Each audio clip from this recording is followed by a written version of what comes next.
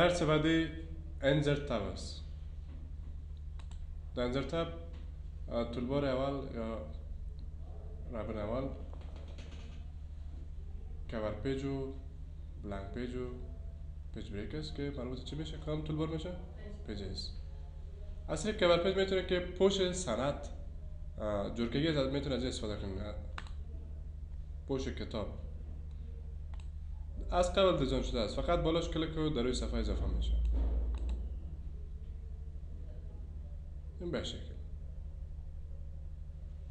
اگر میخواستین که پوش سند استفاده بکنید باز بالا از کلیک کنید.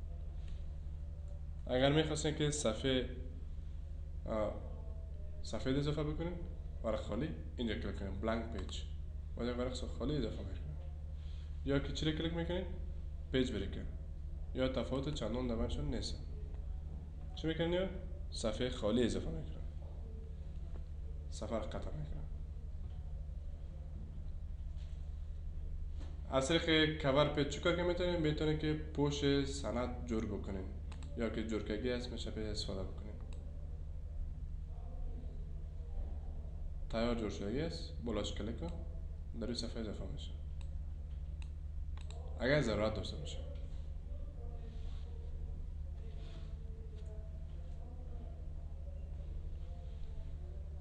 دیگه داریم طولبار تیبلز. اگر بخواید که یک جدول رسم بکنید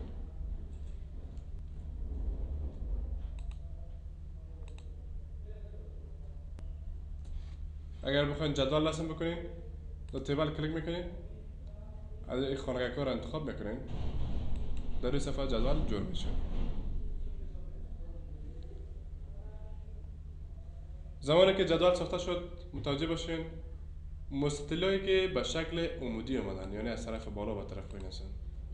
یکی است، دو، سه، چهار. یا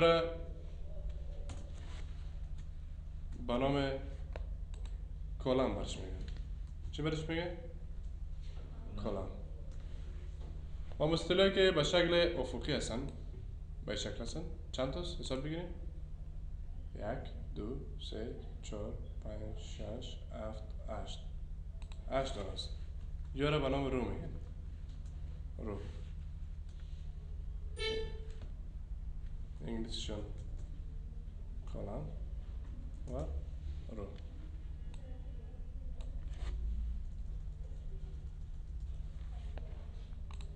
مستطیلی که به شکل عمودی آمدن یا را به نام کلم یا ستون یاد میکنن. مستطیلی که به شکل افقی رفتن یا را به نام رو یا سطر یاد میکنن. صحیح است؟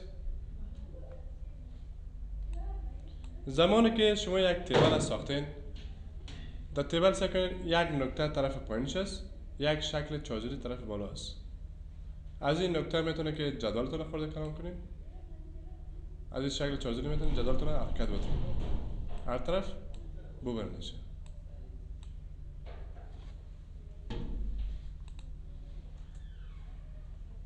انزرت تیبل. اینجا داریم انزرت تیبل. یکی خو انزرت تیبلی است که به شکل عملی رو تیبل انتخاب میکنید اضافه میشه. یکی دیگه داریم انزرت تیبل. اگر جدول کلان ضرورت باشد در انزرت تیبل بیاین، باید میشه که کلم رو نمبر بزنید. مثلا میگیم برای ما یک جدول جور بکنه که 3 تا کلم داشته باشه، 10 دانه رو. 3 کلم و 10 تا رو داشته باشه. بازی میتونه که خورده کلانش کنید.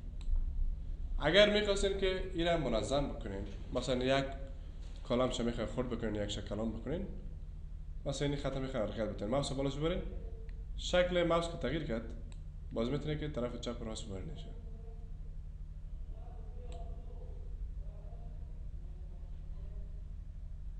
ماوس بالاش میبرین، دو تیره که تبدیل شد باز میتونه که هر طرف حرکتش بدین. صحیح شد؟ باز امرو از این شکل چارزوری میتونید هر طرف حرکت بدین. از این نقطه یک میتونید خورده کلام کنید.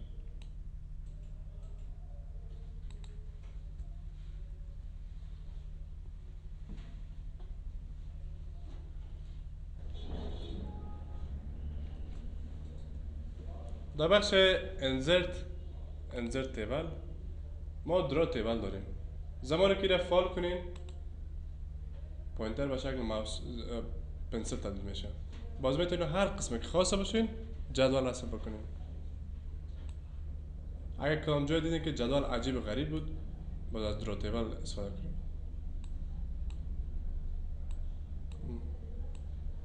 هر شکل که بخواید جدول رسم کنین میتونید.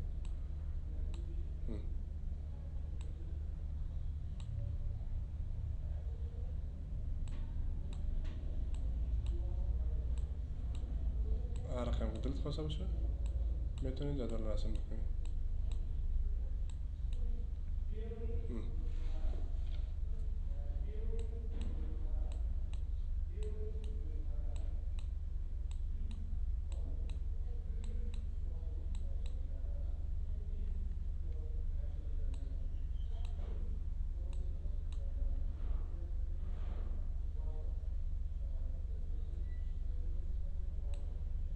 باز اگر میخواستی پاکش کنی اینه میگیری ارسر را باز فال میکنی هر قسمتش که ضرور نبوده بس پاکش کنی.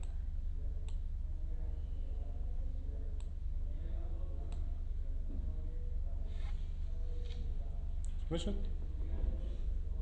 هر دوش غیر فال که پس حالا عادی میه.